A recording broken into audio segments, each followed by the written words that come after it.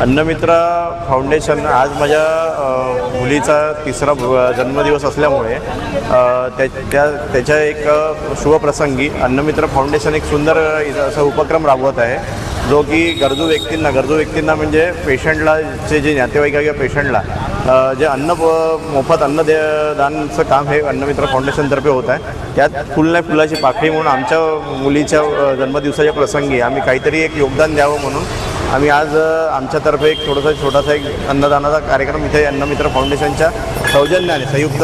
सौजन्याने आम्ही हे करतो आहे आणि खूप चांगलं असं काम आहे अन्नमित्र फाउंडेशनचं आणि नेहमी यांची अशीच प्रगती होतो आणि यांचं काम असं अविरत चालत राहो आणि नागपुरात बऱ्याचशा हॉस्पिटलमध्ये यांचे कार्य चालत असते आणि यामुळे भरपूरशा गरजू व्यक्तींना भोजनदान मिळते। आज अन्नदान हे सगळ्यात मोठं श्रेष्ठ दान आहे। लोकांच्या पोटाची भूक भागवणे हे खूप मोठी गोष्ट आहे आणि